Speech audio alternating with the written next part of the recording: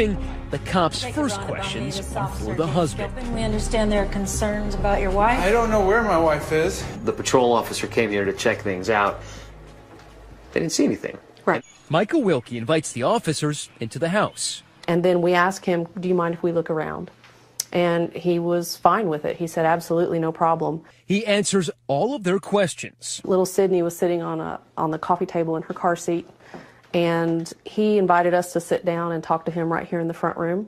I remember he took little Sydney out and was holding her. Behavior in keeping with his reputation as a down-to-earth mountain man. He didn't drink, he didn't smoke, he didn't swear. A good old country boy. Yeah. That had been here his whole life. That's why the Sprouse embraced their new son-in-law. Here's the clan in happier times, opening presents on Christmas Day. Perfect. I love it. Stuff in there. Family, husband, job, baby. If Shelby Wilkie has it all right here in Asheville, then where has she gone?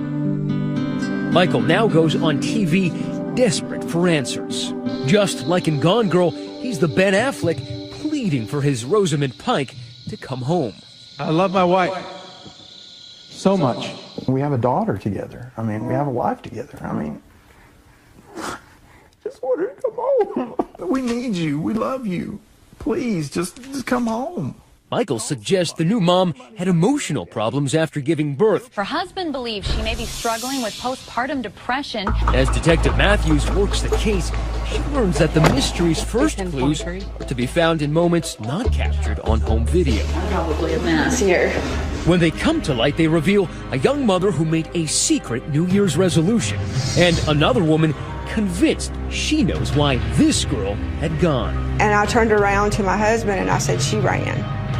I know she ran. Stay with us.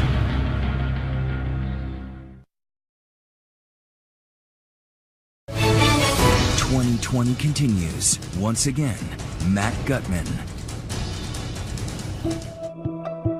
Asheville, North Carolina, where rolling emerald pastures give way to the foothills of the Blue Ridge Mountains.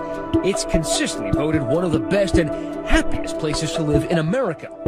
But for Shelby Wilkie's family, it has become a wasteland of work. Well, they want some answers regarding where Shelby Wilkie was headed. Sheriff's detectives believe Wilkie left her house at 7 a.m. We were all out with flyers, and it was a picture of Shelby and Sydney, and, you know, can you help me find my mommy? It was really hard on everybody. I mean, we all started to get really worried. Police join them. Choppers hunt the skies. Scuba divers comb the riverbeds. I remember tapping every resource we could. The state highway police and their helicopter, cadaver dog, search and rescue teams were employed. The results? Nothing. They say they need some leads to help find her. Local news stations, including our affiliate WLOS, elicit tips from the public. Sightings of a brunette woman at the wheel of a black Ford Escape. A similar vehicle parked in front of this pawn shop. A woman matching Shelby's description in the checkout line at Walmart. We took all of them serious and we investigated all of them. 4 p.m. Wednesday, January 4th. 2 days after Shelby is reported missing, the black Escape is found in the parking lot of the J&S cafeteria across the road from the Asheville Regional Airport. 90 miles away in this woman's head, an alarm bell starts blaring. Shelby's on the run. They said that she might have flown out of the airport. So I think, oh, well, she really got away. Amanda Casey was Michael Wilkie's wife before Shelby. That marriage had produced a beautiful daughter and plenty of happy memories. You guys got dressed up. He was a Confederate officer. You were a Southern belle. Looks like fun. It was. Did you guys have laughs while you were doing this? Sure. So you had a good sense of humor. Definitely. Very charismatic. But like the Confederacy, Amanda's marriage eventually became a lost cause. Because he was so good at masking. It was like Jekyll and Hyde, two personalities, and you didn't know which one you would get. How nice was the Dr. Jekyll? Very nice. And the Mr. Hyde? Terrible. Not somebody you'd want to meet. You guys had a pretty big argument when you were pregnant with a daughter you had with him. Mm-hmm. The argument escalated, and he was physically abusive. What does that mean, physically abusive?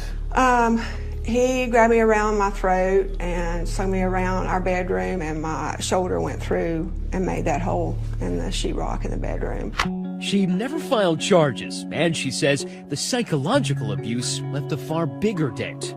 So one night, she decided to flee, even though it meant leaving her 3-year-old daughter behind. The only way that you thought you could actually get away was if you didn't take your daughter. That must have been a gut-wrenching decision. I had determined that I would let the court system take care of that and get her back that way. Years later, Amanda learned that Michael was with Shelby.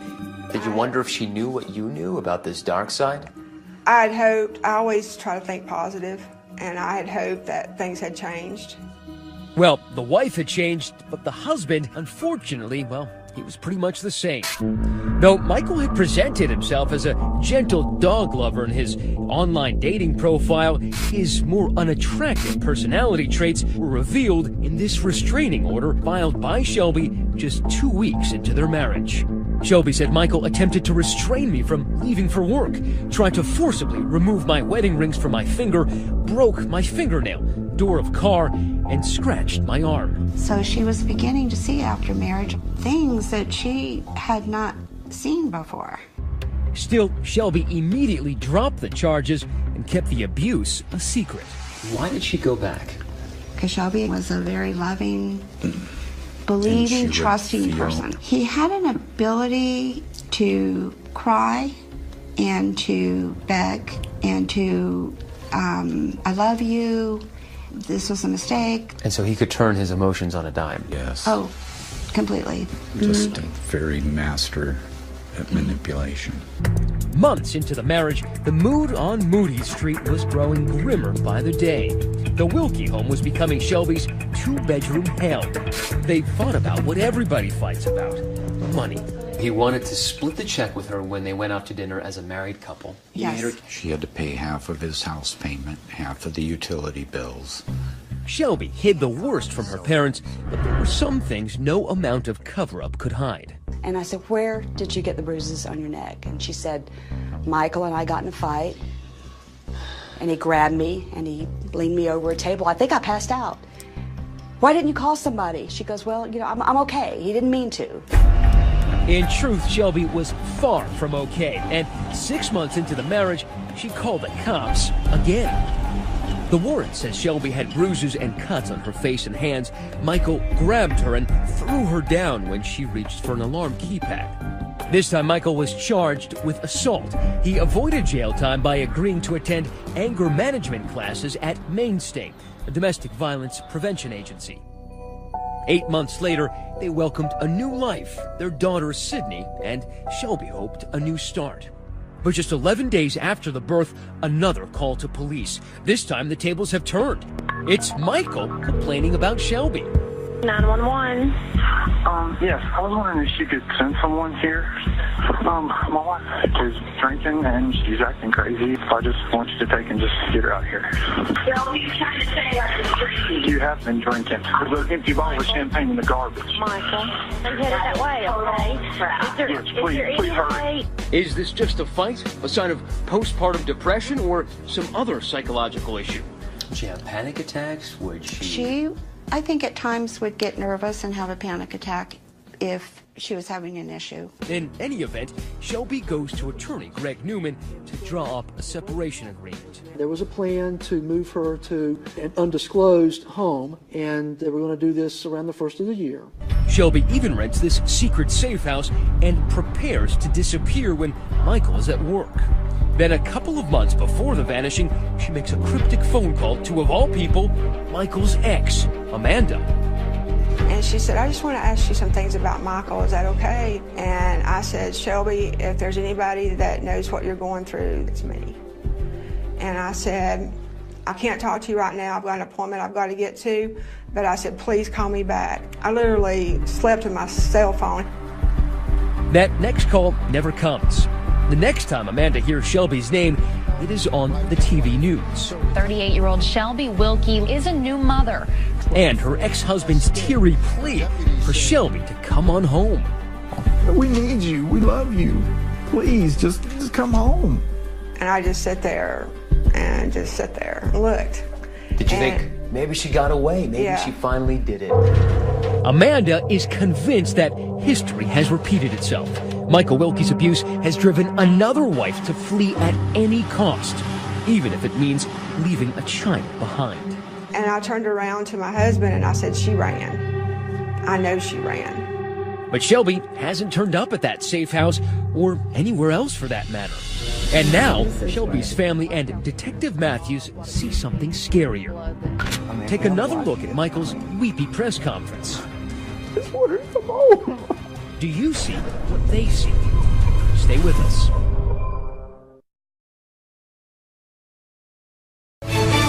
"2020 continues with Matt Gutman.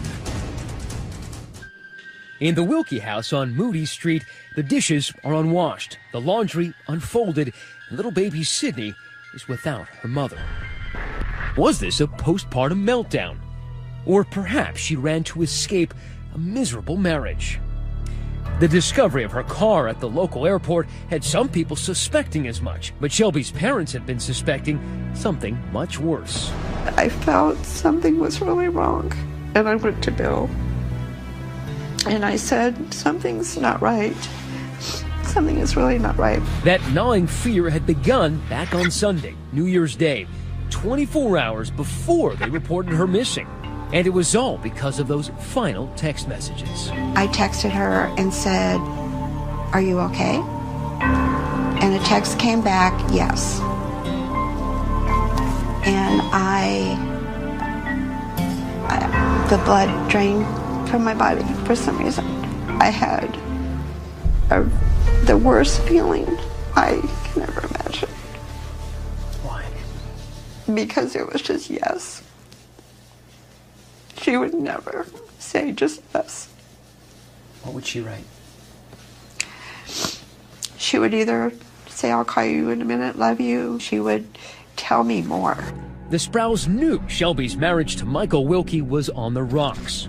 They had even helped Shelby set up that secret safe house. So when her phone went dark, they started to panic. If you felt something was so wrong, why not just go over there?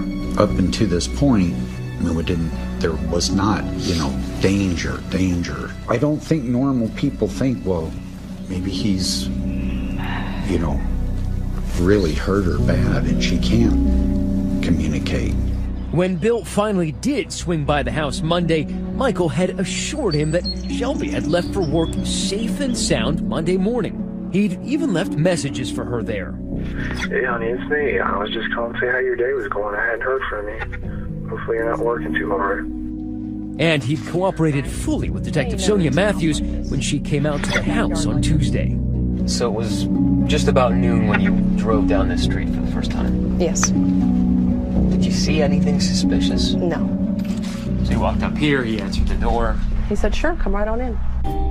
Again, Michael's attitude is that of a bereft husband, the guy who wept on TV, baby Sydney in his arms. Just wanted to come home. But the detectives couldn't help but notice what the camera also did. Those scratch marks on Michael's face. We see what appears to be scratch marks around his eyes and on his cheek. And it's indicative of a struggle, maybe. Quite possibly. It's just too suspicious. So the cops comb the house, looking for anything incriminating. They look in drains for blood or cleaning fluid, in closets, in storage containers. We looked everywhere that a human body could be. We didn't see anything suspicious. But now the detective is starting to think Michael's relationship with the truth is as troubled as his relationship with Shelby. For starters, his story about Shelby going to work on Monday, that was January 2nd, the New Year's holiday. It did not hold water when we looked into it because that was a holiday. It was a scheduled holiday for Shelby's place of employment. There would have been no reason for Shelby to go into the office. As for the theory that Shelby may have fled to escape her crumbling marriage, well, immediately after leaving the house on Moody Street, Matthews checks Shelby's bank and phone records. There had been absolutely no activity on her cell phone since Sunday evening, and there had been no other activity on her bank account. That tells us she really didn't plan on doing anything because she hadn't prepared for it or had the means to travel anywhere. And while it's true that Shelby's Ford Escape is found Wednesday near the airport, police also find this. After we observed what we thought was Shelby's car turn into the parking lot, within approximately a minute's time, we see this figure continue to walk purposefully. That figure is impossible to identify, but it sure isn't Shelby. We picked up a different camera. We see them approach the side of the taxi and get into the last taxi in the row. That taxi leaves and exits the airport. Michael voluntarily accepts a request to come in for a polygraph. He fails miserably. I could not give Michael a grade on his polygraph, but I would say that based on the fact that he showed clear signs of deception when he took the polygraph, we knew that he was hiding something from us. And yet, when a cadaver dog sniffs through Shelby's car and Michael's truck, nothing. There's still no sign of the missing mom, dead or alive. At that time, we did not find anything significant. By Wednesday afternoon, the team is back at the Wilkie home with a search warrant and, again, mirroring the movie Gone Girl. Because our guys did a luminol test, and I'm sorry to tell you, but that kitchen lit up. They brought luminol, the chemical solution which can detect the presence of blood even after it's been cleaned up. When you turned out the lights, you sprayed everything with luminol, what did you see here? About right in here, there was actually the silhouette of a human body slumped against the wall, and you could see the knees, you could see the hips, you could see the shoulders, you could see the head, and it just looked like a human body that had slumped as if in death. It is the eureka moment of the investigation. Did that affect you, seeing that silhouette of a body slumped against the wall here? It was shocking. I think what affected me even more than seeing it was the reaction of seasoned SBI agents that were in the room. They were shocked as well. It's just something nobody had ever seen before. And by Thursday, cops still haven't found Shelby Wilkie, but they sure have more questions for Michael Wilkie. He had done something with her, and our goal at that point was to try to figure out exactly what he did. When we come back, I mean, honestly, I don't know. Michael Wilkie in the box and on the hot seat. Turning on the waterworks once again. And you're not the only one we're looking at, okay? Is another suspect about to emerge? He told me that if I ever sit there and told anybody about that he would kill me. Stay with us.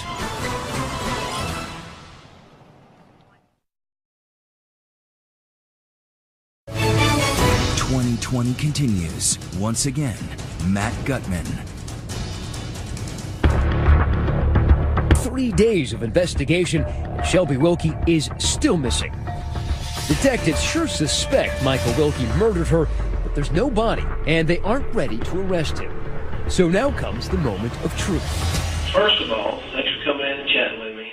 At 4:11 in the afternoon, Thursday, January 5th, Michael Wilkie volunteers to come into the Henderson County Sheriff's Office and submit to what will be about 6 hours of questioning from Sergeant Andrew Anderson.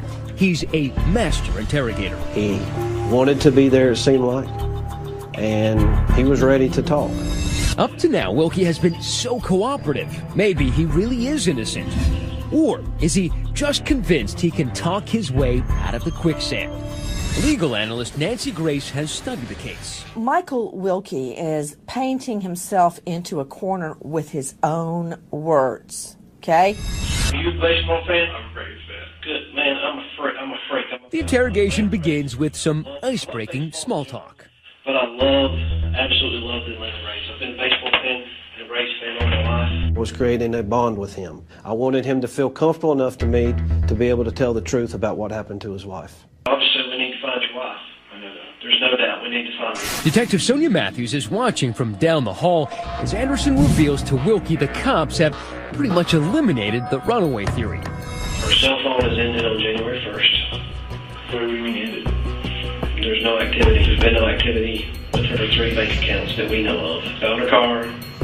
Haven't found her. Doesn't look good.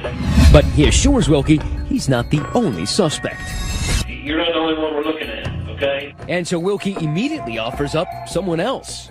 Trying to be mean or anything. Tell me, did you know about her mom's problem? No. Tell me about her mom. He thinks if he can just keep talking, he can outwit everybody. He starts pointing the finger at her own parents. He claims Jan had some legal trouble and that Bill demanded that he keep his mouth shut. He told me that if I ever sit there and told anybody about that he would kill me. So her dad threatened you? Yeah. The parents admit there was some minor real estate problem a long time ago, but say it was absurd to suggest they threatened Michael. He's trying to pass the blame to someone else, and I'll let him do that. But Anderson returns the focus to Wilkie, zeroing in now on that key question everyone wanted answered. How did he get those scratches on his face? This is a hallway. The master bedroom's back in this area, and there's like a half bath. They go through New Year's Day hour by hour, drawing where Shelby and Michael were in the house, and slowly Anderson gets Wilkie to abandon that theory that Shelby ran off. Well, it actually started in the kitchen.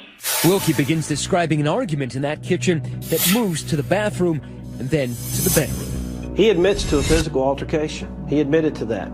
First, Wilkie says Shelby hit him. What did she do? I mean, you're showing me with your hands. Show me what she did. Like she's trying to claw mine. And that's how you got the scratches and the one on the side? But there's more. Anderson extracting the truth like sap from a North Carolina maple. For the first time, Wilkie admits he hit Shelby. I mean, I pushed her back, and I'm just kind of like, just cut, stop. You know, and she's like, oh, I think my nose is bleeding. When people start admitting things such as she had a bloody nose, they feel like they're not incriminating themselves, but you know the truth.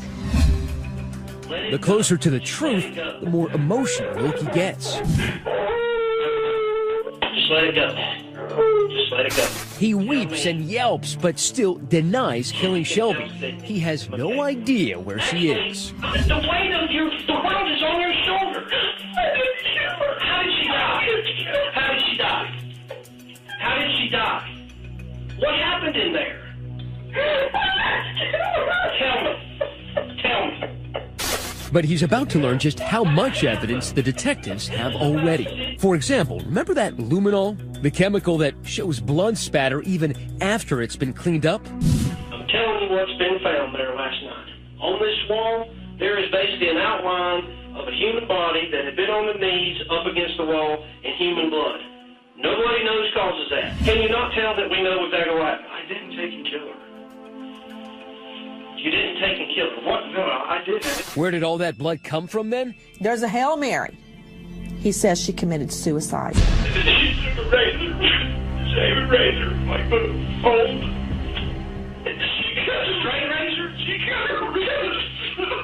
Right there in the past, she got her out. She was like this. This is all strictly a show. The reason she said, but I didn't kill her. So why didn't he call 911? Why didn't he try to help Shelby? His story isn't adding up, especially in light of this Molotov cocktail of the revelation. So you guys came out here, and one of the officers noticed this big black patch right in there. Right. The cops have discovered that, look, he set a large bonfire in his backyard. Right about where that bird feeder's at is where they saw this perfect rectangle that had been burned in the yard. About the size of a human body. It really raised our suspicions immediately when we saw it. But they still don't know where Wilkie disposed of the ashes from that fire. Basically over there, you notice something that makes you stop and think for a second. Correct. But now, 5 p.m. that afternoon, just a few miles from where Wilkie is answering questions at the sheriff's office, the investigation now leads to his parents' house, where Detective Scott Galloway is walking up a winding gravel drive in the Blue Ridge foothills, searching for the remains of Wilkie's bonfire. He's texting Detective Anderson every step of the way, particularly what he sees as he turns the corner. When we come on down the driveway here, we see what appears to us as fresh tire tracks cutting down the field. The lone tire tracks lead detectives to a 55-gallon barrel in the woods. Inside the barrel? Some of them were dumped out. Ashes, some small fragments of bone. Suspicious, to say the least, but the fire has burned off all DNA traces. There's no way to identify whose bones these were. Let me tell you what's happened when it's been gone. Back in the interrogation room, Detective Anderson reveals what's been found. But instead of a confession, the mountain man spins his tallest tale. He says he granted his beloved wife her final wish. I told you always that she wanted me to be. It's hard to hear, but even harder to believe. He says he cremated her body after the suicide, then cleaned up to preserve her memory. How is she in the burning barrel? Tell me. The barrel is just whatever things didn't take and burn. Okay, that is wrong on so many levels, I hardly even know where to start. His Oscar-worthy performance is rewarded with twin bracelets. What is this? We're charging you with 1 count of murder. 9 p.m. Thursday night, 4 days after his wife Shelby vanishes, Michael Wilkie is arrested and cuffed. But this case is no layup. There was no body. We had, no murder weapon. We really don't know how the homicide occurred.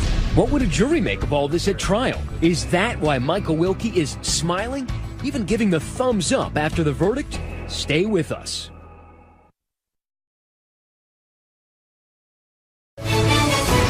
'20 continues with Matt Gutman.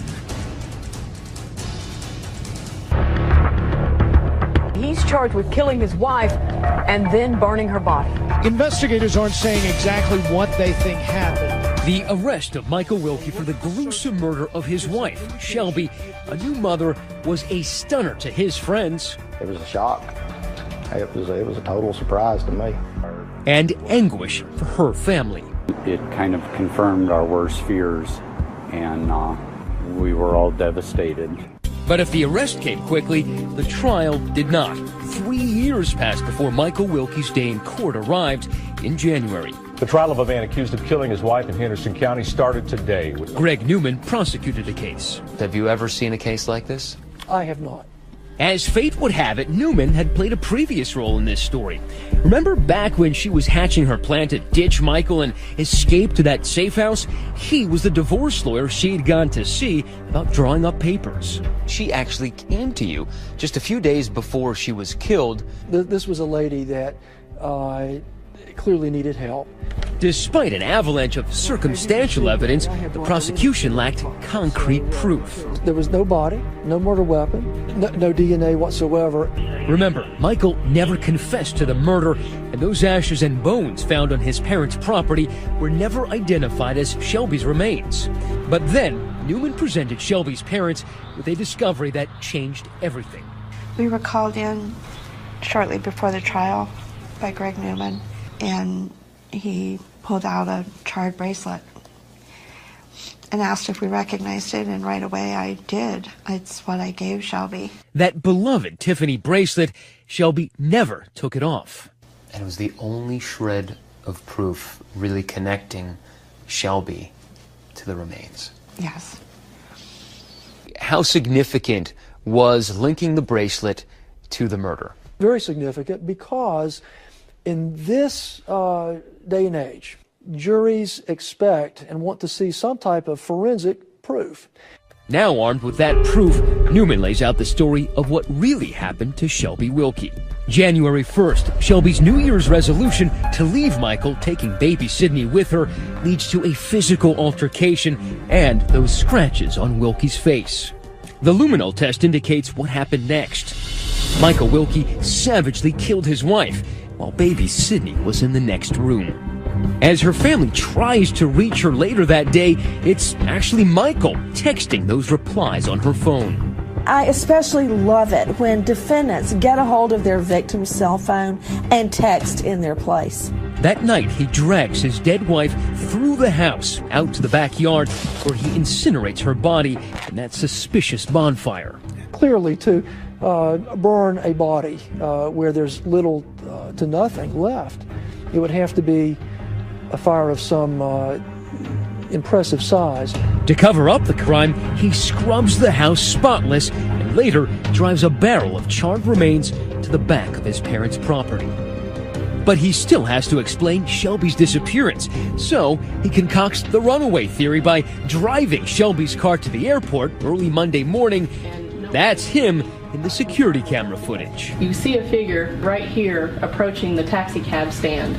To mask his role in Shelby's vanishing, Wilkie then leaves those concerned voicemails at her office on Monday. People's trying to get hold of you, and you're not returning any calls and stuff. Just call somebody back and let somebody know something. Their performance capped off by those crocodile tears shed for the TV cameras that Wednesday. Baby Sydney front and center, Wilkie pushes the runaway theory on the public. If she doesn't feel like taking and reaching out to somebody, you know, then nobody can help her if there's something going on. When you look at the clip of Wilkie begging for his wife's safe return, and you see his hands on her little baby, Sydney, to think those murderous hands holding that little baby, it made my skin crawl. As for the defense's case, Wilkie's lawyer stuck to the improbable story that Wilkie had tried to sell during his interrogation after the cops had literally reduced the runaway theory to ashes. Shelby committed suicide. The jury's judgment was swift and sure. They returned with a verdict in just 32 minutes, finding Michael Wilkie guilty of first-degree murder. Michael Wilkie was sentenced to life without parole. And then Michael Wilkie does something inexplicable. He gives the thumbs-up sign as he goes off to spend the rest of his life in prison. We felt very satisfied to get this conviction. We felt that we had achieved justice for Shelby, and that we brought some measure of closure for this really wonderful family. There was a feeling of joy and happiness that he was going to spend the rest of his life in prison. The family has now focused on the welfare of little Sydney, inspired by a heartbreaking note they discovered, Shelby writing her newborn daughter. I have been dreaming of holding you for a long time, and now my dreams have come true. You are the most beautiful little girl I've ever seen, and you are my precious angel. Sydney, now 3 years old, is in the process of being adopted by Shelby's brother Bill. Love you, Daddy. I love you too. And his wife Stacy. They have no plans to take her for a visit with her father in prison. He doesn't deserve to ever see her beautiful face. To have her has been the easiest, greatest thing in the world. Shelby referred to her as her angel, and we all feel she really is a little angel because she's kept our family together and given us reason to smile. Love you. Love you. And that's our program for tonight, but as you just saw, an incredible 2-hour special event next Friday on 2020, starting at 9 p.m. Eastern. Diane Sawyer with that long-awaited Bruce Jenner interview. History in the making and one astounding journey. I'm Elizabeth Vargas. And I'm David Muir. From all of us here at 2020 and ABC News, thanks for watching. Have a good evening and a great weekend.